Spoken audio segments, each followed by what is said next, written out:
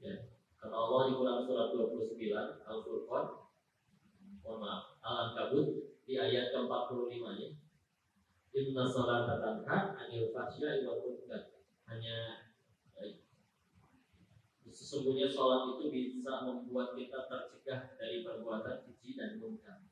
Orang nggak berbuat keji, nggak berbuat munkar, dia berbuat kebaikan, itu ternyata hasil dari sholat. Ya. Jadi nggak mungkin ada orang punya akhlak bagus kalau tidak didapat dari ibadah. Dari ada, kalau dari belajar bisa, itu namanya ada. Tapi kalau akhlak itu didapatnya dari ibadah. Ya. Dan itu nanti akan meresap ke dalam setiap elemen hidup kita. Kalau ada masih bisa dibuat-buat soalnya, walaupun nanti penting juga. Ya, lagi ada orang satu makannya bau, terus ya pelan-pelan, ya. Tapi kalau misalkan kaget baru ketahuan kan, ya. Ada orang yang kagetnya manggil nama hewan, ada yang bentar ya mengucap kata kasar atau bahkan mengucap lain-lain yang tidak layaknya. Tapi kalau misalkan dia sudah benar-benar ingatnya Allah aja, bismillah, walaupun ada yang cuma kebiasaan ya, kalau kaget ucap astagfirullahaladzim ya, DJ lagi, DJ gitu. Maka Allah itu ya, al-Azim ya. Astagfirullah, Masya Allah, inna lillahi wa inna ilaihi raji'un. Dan kadang mengucap-ucap, tapi sambil tidak sesuai dengan yang diucap. Di lampu merah kesenggol stakornya, dikeplak motor yang nyenggol. Ya sabar pak, inna Allah ma'asobirin tahu. Masya Allah. Tapi nggak keplak motor orang. Si ibu juga ya, kalau misalkan ada ibu-ibu gitu ya, malah ada nyilin anaknya sampai sambil ucap astagfirullah memang. Tapi sambil dicibik kulitir naik tuh. Astagfirullahaladzim gitu ya, naik gitu ya. Sabar ya. Tapi kalau sudah meresap, Masya Allah didapat dari ibadah yang terus menerus, oh bedanya. Nggak cuma pas kafir, nggak cuma. Ada orang tidak ada orang, tetap kita tetap jadi lebih baik. Karena sejatinya tidak ada orang pun sadar sih. Kita juga masih dilihatin. Ya. Kalau kita baiknya karena dilihatin, tapi dilihatin orang. Nah ketika kita akhirnya berbuat baik juga karena takut dilihatin, oh kita kan seumur hidup 24 jam dilihatin Allah terus, betul? Kita tuh nggak pernah sendirian. Ada malaikat minimal nyata. Jadi kalau misalkan ada pasangan bermaksiat pergi cuma berdua di kamar hotel, ramean. Masing-masing bawa malaikat tuh. Yang nyatet amalan baik, amalan buruk. Yang laki bawa, yang perempuan bawa. Allah pun melihat. Jadi minimal berapa orang? Berapa ya? Manusianya dua. Pencatat amal baik dan buruk kiri kanan masing-masing 2 bulan 6 bulan. Belum ada lagi secara dari lahir sampai meninggal tuh manusia didampingi sama bangsa jin yang namanya korin. Ya. Itu dari lahir sampai meninggal yang kita. Udah di lapangan. Ramai. Kita aja berasa kali. Di tempat ini pun ramai. Begitu setiap tempat dijadikan majelis ilmu, maka tempat itu akan lebih dipenuhi berdesak-desakan oleh para malaikat. Mendoakan bagi yang hadir di dalamnya untuk satu dirahmati Allah dan dua diampuni oleh Allah dosa-dosanya. Pulang dari sini bisa jadi sudah dalam keadaan gak ada dosa sama sekali. Amin ya rabbal alamin. Masya Allah, kita kalau bicara tentang adat kitabnya banyak ya. Karya Syekh Burhanuddin Az-Zarnuji, Ta'alim Ta'ali, kalau pelajaran ilmu hadis ada dari Imam Ibnu Jamaah, Tazkiratus Sami wal Mutakallim. Semuanya mengajarkan untuk kebaikan. Dan para ulama-ulama salaf terdahulu, orang-orang saleh, mereka banyak menyebutkan belajar adab 30-an tahun baru belajar ilmu. Ya. Atau ada juga yang lebih menghormati orang yang beradab daripada yang berilmu. Ya. Oh emang ilmu gak penting di bawahnya adab. Kita mesti sadar dulu, ilmu itu kita bisa menguasai atau memahami atau menghafalnya bukan karena kita yang pintar, tapi tergantung yang maha memiliki ilmu mau nggak dititipin ilmunya kepada kita. Ya. Gimana biar yang Allah sang maha pemilik ilmu mau nitipin ilmunya kepada kita? Yaitu kita memancingnya atau merayu Allahnya dengan menunjukkan adab yang baik. Ya. Dan kalau kita lihat persamaan dari semua orang sukses di dalam Islam, ya, dari zaman dulu sampai sekarang, minimal ada dua persamaan yang mereka miliki. Ya, minimal ada dua. Yang pertama adalah mereka memang orang-orang yang satu amat sangat meningkatkan amal soleh. Ya. Karena mereka tahu di Al-Quran juga diperintahnya gitu soalnya. Kita kalau bicara ilmu kan luas banget ya. Kalian sedang belajar ilmu keperawatan dan sambil masih ada ilmu tentang mata pelajaran lain. Matematika ada, bahasa Inggris ada, Insya Allah. Belum tugas-tugasnya. Udah gitu, kalau kita pengen belajar ilmu agama, mulai dari mana? Ya, mulai bisa baca Al-Qurannya dulu. Berarti dari Iqra, belajar ilmu tajwid, ya. Nanti pengen belajar, pengen ngerti, minimal baca terjemahannya. Lama-lama baca tafsir. Tafsir yang paling tipis, tafsir Imam Jalalain. Ya, itu paling tipis. Tapi nanti kalau pengennya yang lebih tebal, ada dari tafsir At-Tabari, Ibnu Katsir, Imam Al-Qurtubi. Kalau yang karya ulama Indonesia ada dari Buya Hamka, tafsir Al-Azhar, 9 jilid, insya Allah. Tebal-tebal semuanya. Nanti belajar ilmu hadis, dilihat dari mananya dulu. Ilmu hadis ada mustalahnya untuk supaya bisa mengetahui derajat hadis itu tersebut. Minimal berarti belajar qawaid al-asasiyah, ya. Atau kalau pengen belajar ilmu hadisnya, hadis ternyata banyak, ada sampai jutaan kalau berikut yang mau jadi doi. Ya. Tapi rujukannya ada 6, kutubus sitah, kitab yang 6. Kitab Imam Bukhari, Imam Muslim, Imam Abu Daud, An-Nasai, At-Tirmidzi, Ibnu Majah. Itu aja kalau di total ada sekitar 40 sampai 50 ribu hadis. Kapan selesai? Ya. Ya udah belajar dari yang tipis dulu, Arba'in Nawawi, cuma 42 hadis. Itu aku mah. Ya. Ada lagi yang naik Riyadhus Shalihin sekitar 1900-an hadis. Pengen belajar lagi nanti ke kitab fikih mulai dari Safinatun Najah bisa tipis, atau Fathul Qorib nanti naik lagi Fathul Mu'in, atau minimal Umdatul Ahkam nanti naik lagi Bulughul Maram. Belum nyampe yang perbandingan antara mazhab Al-Mu'in luas sosial. Belajar sejarah, kitab sejarah yang paling lengkap Bidayah wa Nihayah Imam Ibnu Katsir, terjemahannya 22 jilid. Ya. Apalagi belajar hadis tadi Imam Bukhari sudah sekitar 7.000-an hadis. Itu cuma isi hadisnya, matanya. Pengen tahu syarahnya, penjelasan atau tafsiran paling lengkapnya. Ya, maka paling lengkap dari Imam Ibnu Hajar Al-Asqalani. Nama kitabnya Fathul Bari. Kalau terjemahannya 37 jilid, Masya Allah tambah lagi. Kalau diurutin mungkin sepanjang 4 saja kan. Diurutin baru 1, 2, 3, 4 naik 37 jilid. Ya. Buku semua tuh kitab ya, dipelajari. Itu kapan selesai? Insya Allah.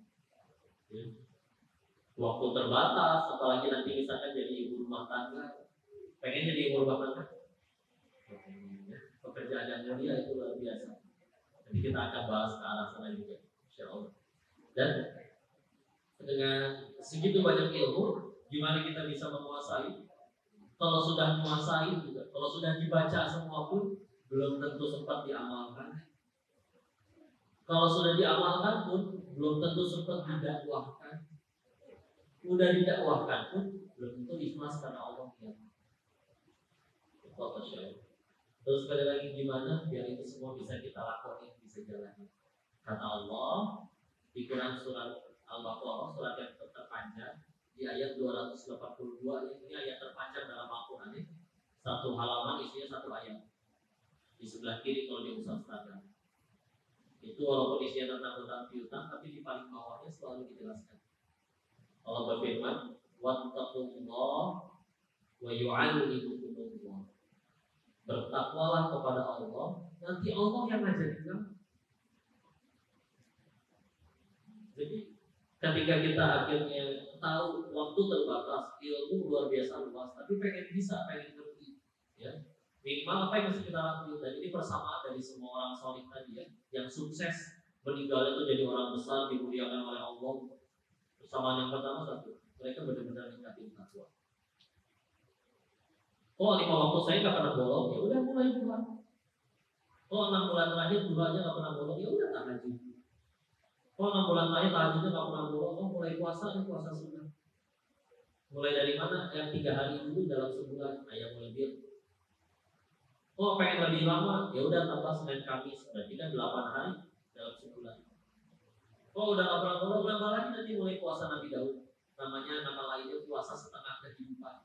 Karena kalau udah memulai Daud, silakan mulai dari hari itu sampai mati. Sehari puasa, sehari tidak, sehari puasa, sehari tidak, sehari puasa, sehari tidak. Ketemu nggak puasanya kalau ketemunya pas lagi di hari raya, Idul Fitri, Idul Adha, atau ketika hari tasyrik yang memang dilarang berpuasa. Sisanya gaspol. Akan diuji itu bukan giliran gak puasa, gak ada yang ulang tahun, gak ada yang traktir. Giliran puasa banyak traktiran. Nah, gimana tuh orang?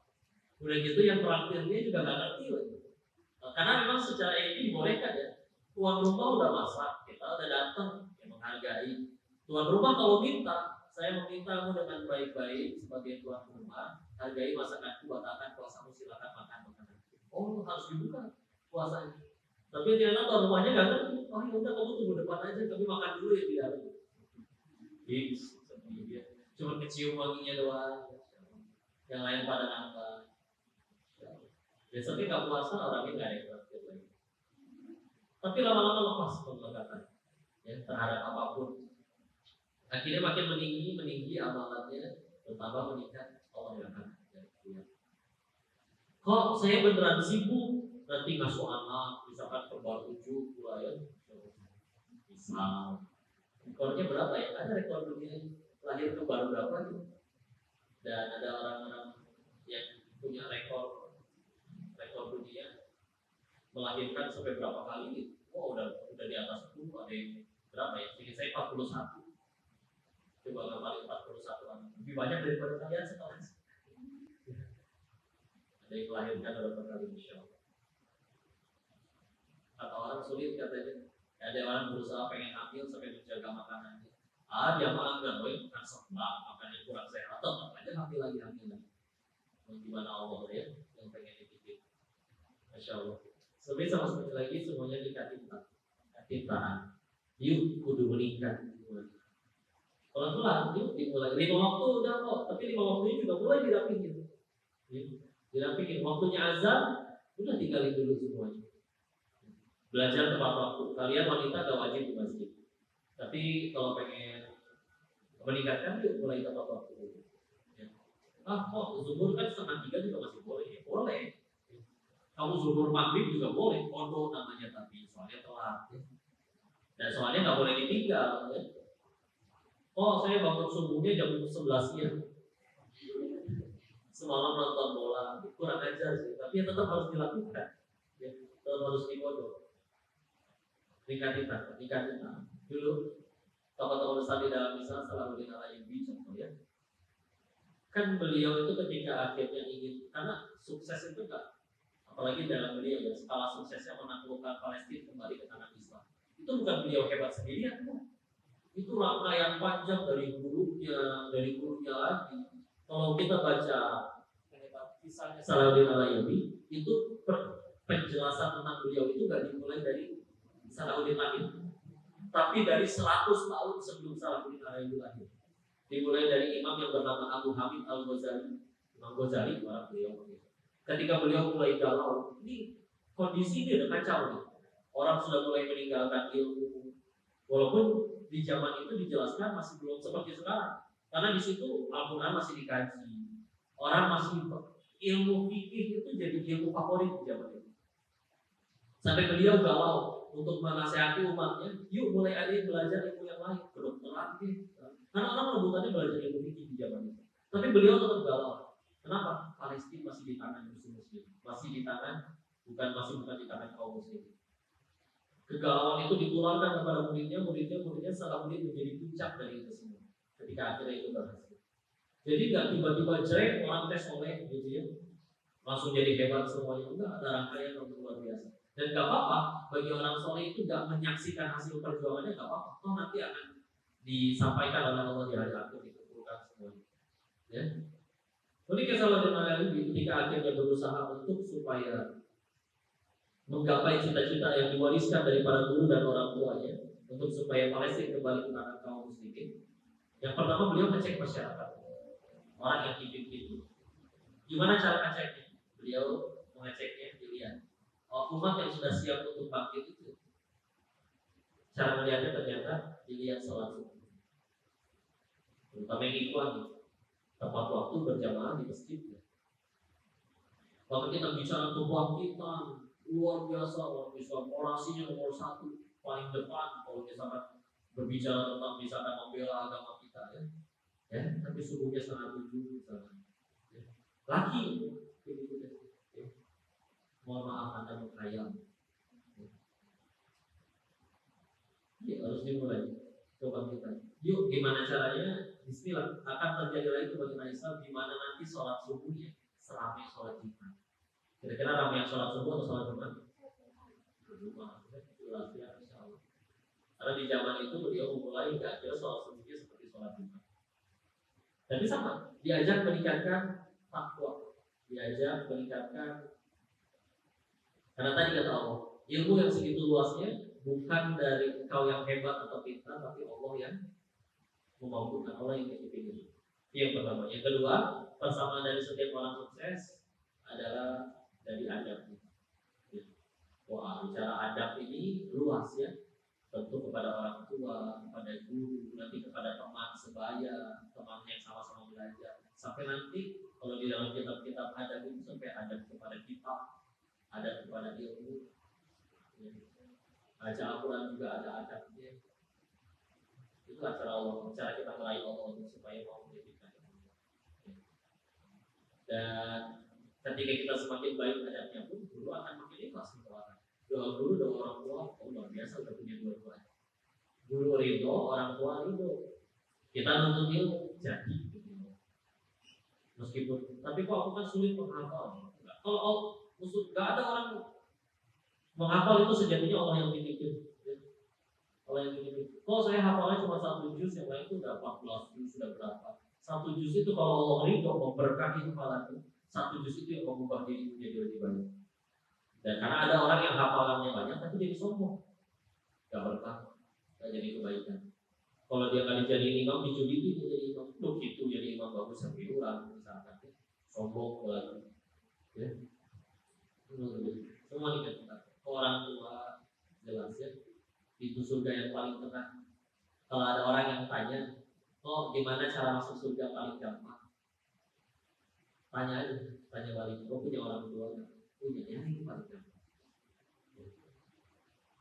Izin mengulang materi ini ya. Ada seorang ulama berkata, kalau ada seorang anak mendoakan orang tuanya sehari cuma 5 kali, kata ulama ini itu anak masih durhaka.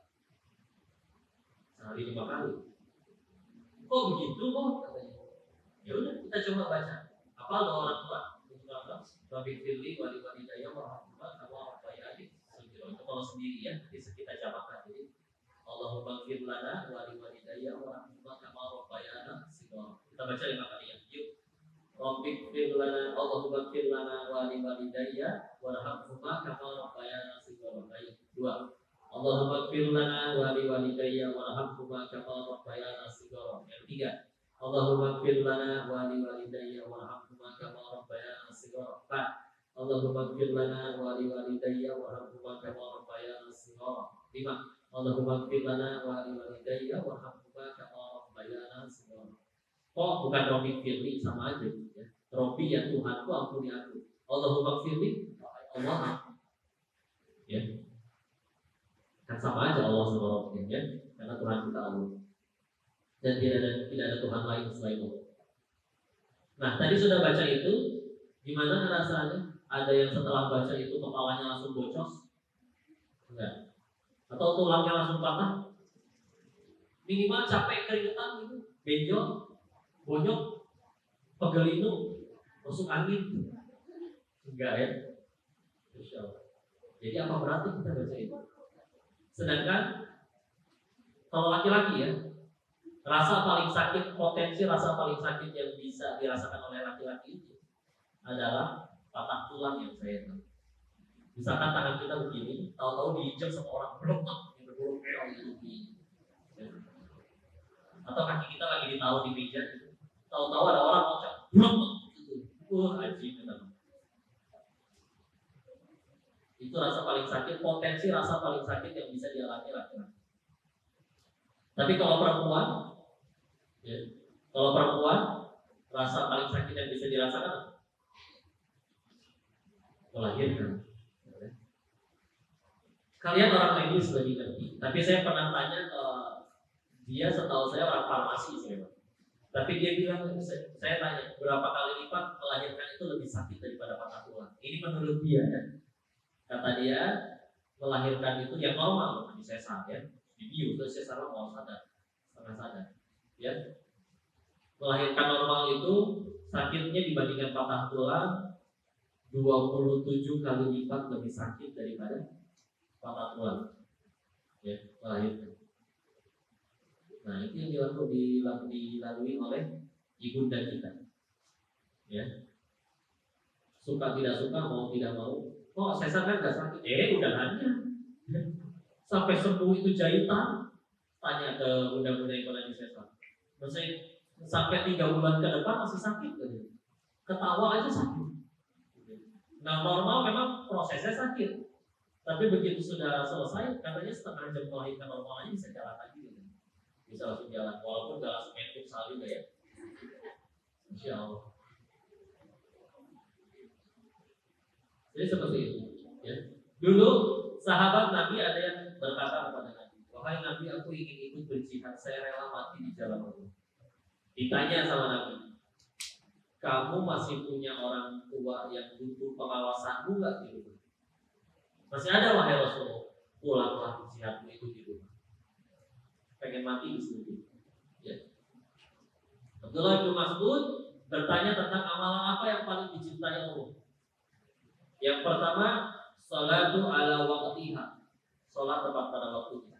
Yang keduanya, birrul walidain, berarti pada orang tua. Kedua orang tua. Yang ketiga, jihad fisabilillah. Jadi tingkatannya birrul walidain lebih dicintai oleh Allah daripada jihad di jalan Allah. Orang tua itu insyaallah. Kalau orang tua udah berkata, nah 1 tambah 1 itu 5 loh. Iya bu, dan gak usah dibantah. Iya. Selagi perintah atau ucapannya tidak bertentangan dengan akidah dan syariat, maka yakin. Ini benar, udah. Ya. Karena ridha Allah itu ada pada ridha orang tua kita. Demi Allah ya, kalian dicintai satu dunia. Semua dunia kagum sama kita.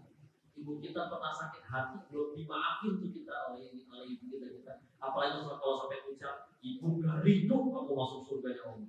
Satu dunia mencintai itu demi Allah, surga tidak layak bagi kalian. Satu dunia membenci, gak suka sama kamu, pengen membunuh kita. Ibu kita sayang sama kita, berkata setiap malam dalam doanya, ya Allah, hamba meridhoi anak yang kau anugerahkan. Hamba ridho jika kamu masukkan putraku, putriku masuk ke dalam surga. Siapapun ingin menghalangi tidak akan bisa. Lihat ada pada dan ingat ya, curang ke orang tua, kurang ajar ke orang tua, durhaka ke orang tua adalah salah satu dosa yang akan disegerakan azabnya. Gak usah tunggu akhirat juga. Itu disegerakan. Maka dari situ begitu banyaknya bicara tentang itu. Tadi disebutkan yang dari riwayat Ibnu Mas'ud, sholatu ala waqtiha, birrul walidain, jihad fisabilillah. Birrul walidain lebih tinggi dari itu semua. Dan daripada jihad di jalan Allah. Di hadis yang lain Nabi berkata, sungguh hina. Siapa yang kau sungguh hina itu wahai Rasulullah? Maka dijawab oleh Nabi, orang yang mendapati orang tuanya berada pada pengawasannya, lalu ia gagal masuk surga. Contoh ya, misalkan gitu, ibu kita punya 4 anak. Dari 4 anak, ibu pengennya tinggal di rumah kita, bukan di rumah anak-anak yang lain. Terus tuh anak gagal masuk surga, itu yang disebutkan gila. Dalam artian, kamu tuh masih bisa gagal masuk surga tuh, kamu tuh ngapain aja? Kamu sudah punya ladang pahala sebegitu besar, masih gagal masuk surga itu. Jadi kita ngurus orang tua, kan dulu orang tua ngurus kita waktu masih bayi, udah rapi celana, kayak gimana gitu ya. Mereka mengurus kita dengan berharap kita hidup besar, sukses. Kita ngurus masuk orang tua pun ada ya masih orang tua. Tapi kalau dulu orang tua mengharapkan kita hidup, sekarang kita mengasuh orang tua berharap mereka mati. Bukan ngarapin mati ya, walaupun ada orang anak-anak yang kayak gitu, cepat mati dia warisan cepat cair, tetap dirawat, tetap dikasih makan. Tapi kalau dulu kita ngomong dengan senang hati dibersihkan, sekarang ibu ngomong repot tahu dulu. TKW dari Indonesia banyak ya di luar negeri, ya TKI, TKW. Dan ternyata salah satunya yang paling banyak itu adalah yang punya tugasnya mereka di sana mengasuh lansia. Ya, pekerjaan yang paling banyak mengasuh lansia. Jadi mereka sebetulnya anak-anaknya pada sukses, pada sehat, cuman masalahnya repot urus orang tua. Akhirnya ya panggillah tenaga kerja tersebut untuk ya udah urus para lansia-lansia tersebut. Satu lansia biasanya kadang didampingi oleh satu mandiin, nyewokin, nyiapin makanan dan segala macam. Dan kadang cerita teman-teman yang di sana itu bahwa kadang menjadi pelampiasan malahnya para nenek-nenek kakek-kakek di sana. Ya bisa dipahami sih, ya. Kalau misalkan kalian punya anak 4, 5 gitu, yang dibesarkan dengan benar-benar sepenuh hati, suatu ketika sudah pada besar sukses semua, tentu kita pengennya tinggal sama anak kita, betul? Ataupun kalau nggak pengen tinggal sendiri, karena masalahnya udah nggak bisa ngurus diri sendiri. Terus anaknya nggak ada yang mau, terus malah nggak di panti ini aja, terus nanti ada yang ngurus, sedih. Ya. Di Indo sendiri ada kawannya ayahnya waktu itu. Beliau lagi kumpul sama kakaknya dan cerita tentang teman-temannya ayah dulu. Cerita bahwa ada temannya yang dari dulu udah jadi konglomerat, udah kaya. Ya. Lalu ke anak-anaknya diajarkan suatu ajaran yang bunyinya seperti ini. Nah, kalau main itu pilih-pilih. Kau gaul sama orang yang jadi manfaat atau yang jadi duit aja. Kalau kira-kira kenal sama orang dia malah ngabisin duit kamu atau nggak jadi manfaat, udah tinggalin aja, jangan ditemuin. Jadi nasihatin kayak gitu. Nah, terakhir dapat kabar itu si orang tua yang kaya itu, yang anak-anaknya pun sekarang jadi pada kaya. Terakhir dapat kabar beliau meninggal itu di kos-kosan di pinggir kota. Mayatnya sudah hampir busuk, kamarnya udah berantakan, udah gak jelas. Mati tanpa ada yang ketahui.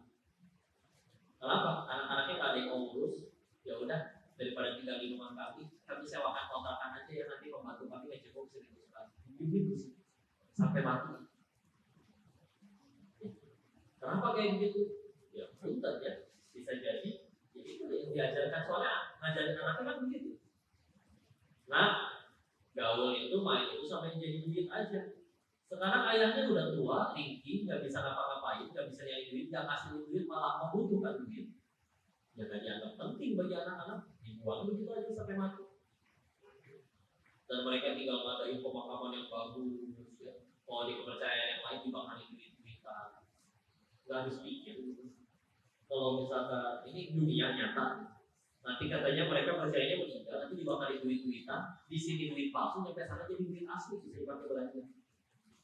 Kadang sampai dibakarin rumah-rumahan, dibakarin mobil-mobilan dari kertas. Mobilnya gambarnya ada supirnya. Oh, jadi ntar meninggal di sana berikut ada supirnya. Nanti bisa dikirim mereka di alam kayangan di sana.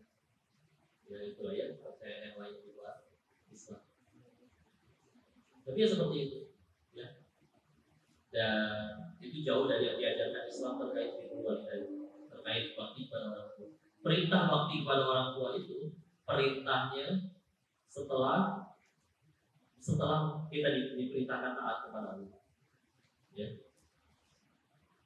Itu lalu di Bani Israil ta'buduna illallah wa bil walidayni ihsana. Ini sini saya Al-Baqarah 93 ya.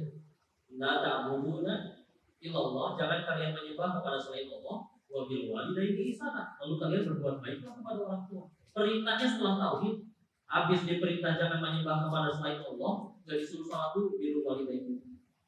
Walaupun sholat juga sama-sama penting ya. Penting. Bahkan kalau misalkan ada seorang bayi dibuang oleh ibunya ke tempat sampah dari hari pertama dilahirin langsung ditaruh di tempat sampah. Atas izin Allah 30 tahun kemudian si bayi yang dibuang di tempat sampah jadi orang kaya, konglomerat. Ya. Ibunya tiba-tiba datang sama ayahnya. Nah, halo, ini kami yang orang tuamu loh, minta duit loh. Kalian aja ngomong gitu. 30 tahun gak pernah muncul, dapat info anak yang dulu dibuang tempat sampah jadi orang kaya. Tiba-tiba datang minta duit, gak minta maaf. Ya. Kalau menurut Islam, ajaran Islam, kasih atau jangan ke orang tua? Kasih, betul. Oh, tapi dia jahat pada saya, dia buang saya di tempat sampah. Perbuatan yang membuang akan ada pertanggungjawabannya di sisi Allah. Kita meninggal gak ditanya kelakuan, kita meninggal ditanya kelakuan masing-masing. Dan kita berbuat baik kepada, gak cuma kepada orang tua, kepada orang lain, sedangkan karena Allah suka, ini perintah Allah, udah itu aja. Masalah dia balas air susu dengan air tuba atau gimana, setiap orang bertanggung jawab atas dosanya masing-masing. Kita berbuat baik kepada orang tua, kepada orang bukan supaya mereka cintai kita bagikan, karena Allah suka, udah gitu aja. Itu yang dia diajarkan oleh Islam ya. Dan ketika itu Bismillah kita lakukan, lancar dari Bismillah. Jadi kalau pengen diamalkannya silakan ya, bangun. Kalau bisa sebelum subuh jelas, bangun tahajud, terus udah gitu salat subuh, biar salat subuh kalau bisa jangan tidur lagi. Kalau laki-laki mas salat subuhnya tepat waktu berjamaah di masjid, kalau bisa dimamin, insyaallah ya. Udah gitu beres, jangan tidur lagi. Baca zikir pagi petang, al-masrur, terus baca Al-Quran. Kalau bisa 1 juz, alhamdulillah. Berarti baca 20 halaman per hari. Tapi yang pasti jangan sampai mata ini lebih dahulu melihat cahaya matahari daripada Al-Quran. Beres, kegiatan silakan berangkat sekolah. Waktu istirahat, yuk jadi orang yang berbeda. Ya, karena orang-orang yang sukses itu orang yang beda daripada biasa. Yang lain pada makan, kita sholat duha. Kita paling zuhur, kalau bisa ikut sholat lebih awal datang biar sempat sholat rawatib. Ya. Standar seorang mukmin itu sehari 40 rakaat. Sehari 40 rakaat. 17 dari yang wajib, tambah 11 tahajud, udah berapa? 11 tambah 7, sama 17 tambah 11, udah 28. Ya. Tambah sholat rawatib yang ada 10, ba'diyah zuhur, qobla asar, ba'diyah maghrib. Kalau misalkan 10 rakaat, qobla subuh ya. Berarti 38, tinggal tambah 2, duha. Ya, sudah 40. Tapi kalau pengen maksimal tahajudnya 11, tambah 5 waktu 17. Duhanya Nabi itu kalau tahajudnya 11 rakaat, maka sholat berduanya 8 rakaat. Di riwayat yang lain menyebutkan kalau beliau sholat tahajudnya enggak 11 rakaat, maka sholat duhanya Nabi 12 rakaat. Ya. Kalau misalkan udah tahajudnya 11, tambah duhanya 8, rawatib enggak boleh. Qobla zuhur, ba'da zuhur, qobla asar, ba'da maghrib, ba'da isya, qobla subuh. Lebih dari 40 rakaat. Ada perubahan dalam hidup kalian. Karir tambah lancar, urusan apapun semuanya gampang. Itu yang ada. Jangan kaget kalau suatu saat kalian berbeda dari orang lain. Allah yang lakukan, Allah yang sukseskan. Ya, gitu dulu. Izin, silakan dikembalikan kepada MC. Nah, kalau ada tanya jawab silakan. Tapi mungkin tidak bisa banyak ya. Ada hadiahnya juga untuk buat yang bertanya. Kalau nggak ada yang nanya, baru nanti dibangun. Ya, mantap. Kembalikan dulu. Saya izin nanti jam 9 sudah harus di tempat lain ya. Alhamdulillah telah sampailah kita penghujung acara. Setelah pemaparan kajian yang luar biasa, maka kita langsung pada acara sesi tanya jawab. Kami persilakan untuk teman-teman yang ingin bertanya kepada Ustaz Egis. Baik. Oh, mau nanya. Ini hadiahnya dua. Pakai mic ya?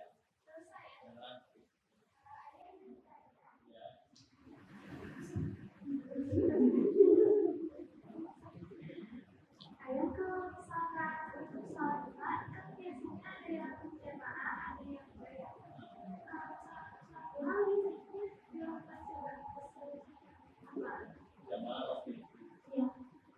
Baik, insyaallah. Ya. Kalau untuk sholat duha, memang paling baiknya yang saya ketahui itu sendiri-sendiri. Oh, tapi kalau jamaah boleh nggak? Boleh kalau untuk mengajarkan, membiasakan. Kayak di sekolah-sekolah kayak gitu supaya jadi kebiasaan, diajarkan. Karena di situ kan ada gurunya, ada imamnya, melihat tata caranya, doa-doanya nanti juga jadi hafal. Ya, maka silakan diperbolehkan berjamaah juga. Cuman memang jangan di setiap hari kan yang saya tahu. Ya. Toh kan nanti kan kita nggak setiap hari betul. Kita kan selalu sampai Jumat sekolah. Sabtu Ahad kan di rumah. Ini Sabtu di sini ya. Nanti Ahad di rumah istilah insya Allah. Ya. Jadi tidak setiap hari juga. Karena memang asalnya untuk hari. Karena kalau sholat fardu memang disunahkannya untuk kelihatan orang untuk dilakukan sebagai syiar. Tapi kalau sholat sunnah yang paling baik memang yang disembunyikan. Ya. Oh duhanya udah selalu barengan di sekolah. Gimana biar nyembunyiin? Ya udah bangun tahajud tersembunyi kan, gak ada yang tahu di rumah. Asal jangan pas sujud sambil di selfie aja. Insya Allah. Gitu ya, kalau Allah bisa ini silakan. Mau maju atau lewat Mika?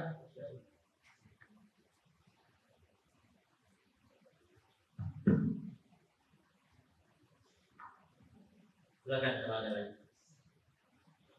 Ya, silakan.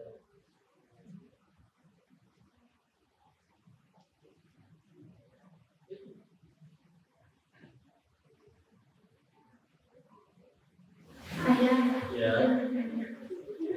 Misalkan ada orang tua yang tidak ridho pada anak yang tidak diingatkan itu tetap tidak ridho.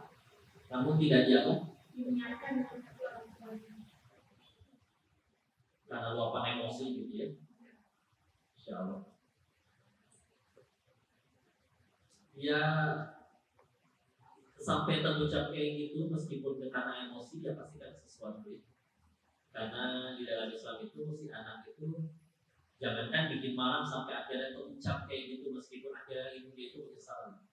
Kita kan bahkan kalau di dalam Isra ya surat ke-17 dimulai dari 23, 24 itu kan berkata aja nggak boleh dan bukan berarti gitu. Di Al-Quran tuh nggak ada tulisan larangan nggak boleh men-sliding ibu ya. Nggak boleh memukul ibu, nggak boleh menjambak ibu lalu menginjak-injaknya itu nggak ada tulisan kayak gitu. Tapi kalau dari kaidah usul fikih, kalau misalkan berkata berkata nah bantu ibu nah ke pasar, ibu mah apa sih? Itu aja udah jadi dosa besar. Ya. Apalagi yang tadi yang lebih parah. Maka kalau misalkan Bismillah kita udah benar-benar jadi anak yang bahkan nggak pernah aja nggak pernah gitu ya. Bismillah, ibu itu nggak akan marah. Kalau misalnya ternyata seperti itu dan kita sadari ada sesuatu yang ada diri kita dan harus diperbaiki dan memang kita harus minta maaf. Orang tua tuh nggak boleh pakai standar. Tapi saya yang benar kok, dia yang salah. Ini menurut kitab ini menurut bukti.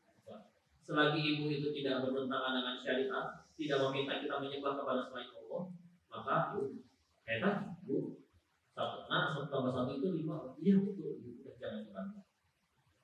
Ini ada tetangganya saudara Yuda ya dulu. Ibu ini punya 5 anak. Tapi dari 5 anak ini yang mau ketika disuruh-suruh oleh ibundanya cuma 1 anak nomor 3, namanya Papa Isan. Ya. Jadi masya Allah, ketika akhirnya dia terus meningkatkan pelayanannya kepada ibundanya, sesekali capek, sesekali juga jalannya sambil lumai. Tapi ibunya di rumah apapun nggak pernah nolak, selalu datang, selalu dipanggil, selalu hadir untuk membantu ibunya. Anak-anak yang lainnya disuruh karena nggak mau sini aja, nggak mau sini aja. Puluhan tahun berlalu, sekarang Pak Manisan itu udah jadi pilot dengan gaji puluhan juta.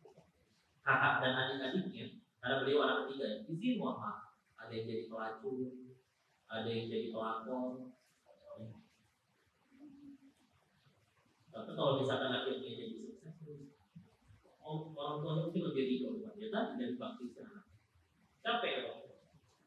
Ingat, wajib ke Allah sama wajib ke manusia, dahulu wajib umat ke Allah.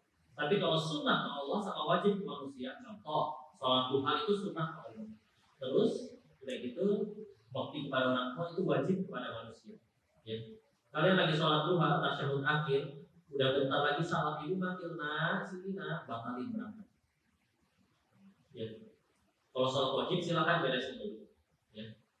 Meskipun kita tahu ibu memanggil juga nanti juga masih bisa. lagi nggak urgent gitu, ya, lagi nggak urgent, maka ya udah. Kalau selagi itu ini sunnah, orang tua manggil mereka. Apalagi kalau misalkan manggilnya gara-gara kompor baru, nah tolong ini udah kebakar, misalkan, ya itu pas sholat wajib juga wajib dibatalkan ya, karena ada darurat. Ya. Seperti itu ya, Masya Allah. Kita berbuat baik kepada beliau. Jangan sampai beliau galaunya karena bukan karena kita pun, kita jadi pelipur lara. Yang lagi beliau pulang tuh ingat beliau sukanya apa, bawain. Kadang tuh yang beliau ingat tuh bukan nominal pemberian, walaupun sekedar roti favoritnya yang harganya cuma 5.000 misalnya, tapi ingatnya kita itu, Masya Allah, lebih mahal. Dan itu dibalas doa dan ganjaran dari Allah yang pasti jauh lebih luar biasa dari orang tua. Allah bisa dari sejauh pertanyaan.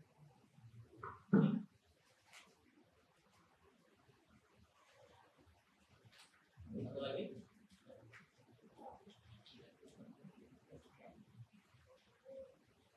Langsung pakai mic ke ya.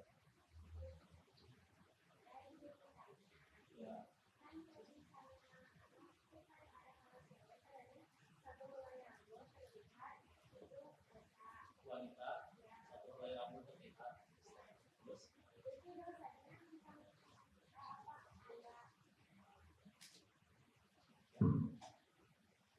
dengarnya dari mana itu? Hadis. Dari mana? Kadang-kadang suka beredar ya, hati-hati ketika kita melihat sesuatu yang dari Instagram, dari TikTok. Seperti misalkan memang jadi banyak, saya sendiri pernah terlihat satu helai rambut wanita itu ganjarannya orang tuanya 70.000 tahun di neraka atau berapa gitu ya. Kita secara ilmiah dulu, hadis tersebut setelah diselidiki sanadnya itu hadisnya maudhu itu palsu. Ya. Tapi bukan berarti jadi boleh kita nunjukin salah rambut juga. Tetap kita jaga. Ya. Dan tadi pertanyaannya, apakah dosanya ditanggung sendiri atau jatuhnya ke ayah? Banyak faktornya. Ketika ayah sudah mengingatkan, terus kita juga sudah ambil balik, tapi masih tetap gak peduli, biasa-biasa aja, ya, maka kita sudah menanggung sendiri. Apalagi ayah sudah mengingatkan dan mengajari, kitanya pun sudah tahu hukumnya karena sudah diajari oleh ayah. Tapi kalau misalkan si anak itu melakukan meskipun sudah balik, terus dia tidak tahu, dan karena orang tuanya yang memang nggak pengen ngajarin atau nggak ngajarin, atau dia juga nggak tahu ilmunya, tetap ayahnya itu harus bertanggung jawab. Ya. Jadi nanti balik lagi, si anak ini tahu nggak ilmunya, ya, dan ayahnya sudah ngingetin atau belum. Jadi nanti kadarnya jawabannya bisa berbeda-beda, tergantung dari ya tadi ya. Saya balik lagi, kalau anaknya udah ngingetin, kayak Nabi Nuh, ayahnya udah ngingetin, tapi anaknya tetap tidak mau beriman, dan anaknya nanti sudah besar, ya yang menanggung. Ya. Jadi kalau misalkan ayahnya, kadang kayak jujur ya, ada juga ayah yang bukan gak ngerti, namun dia juga gak ngerti, begitu gak mau belajar. Yang saya tahu ayah yang baik itu tiap bulan kasih duit, cukup kayak gitu aja. Anak istri punya hak untuk diajari ilmu oleh ayahnya, dan nggak cuma nafkah, nggak cuma dalam bentuk uang, pakaian, tempat tinggal, nggak cukup, ya. Harus bertanggung jawab. Di dalam Al-Quran, percakapan antara orang tua dengan anak itu ada 17. Yang antara ayah ibu dengan anak itu cuma 1. Antara ibu dengan anak, ibu saja dengan anak itu ada 2 kali. Dan percakapan antara ayah saja dengan anak itu ada 14 kali. Lebih banyak. Jadi justru yang sering ngobrol sama anak itu salah satunya justru menurut Quran justru malah ayah. Jangan ayah menjadi taunya teh bapak, ini rekam ya, kasih lihat si bapaknya ini semuanya. Taunya cuma ngasih duit tiap bulan gitu ya. Gak pernah ngajarin, gak pernah ngajakin ibadah, gak pernah mendidik, gak cukup ya. Itu dibahas begitu lebar di kitab parentingnya Ustaz Budi Ashari, di kitab bahasan parenting Nabawi, gak boleh kayak gitu ya.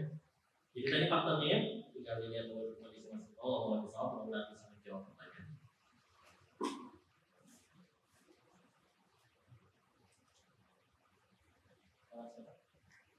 Saya anterin lagi.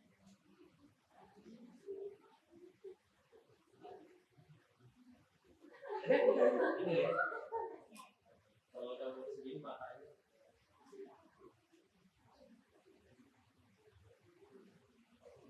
Cukup ya, insya Allah saya harus lanjut ke tempat lain, maka dikembalikan dulu ke MC.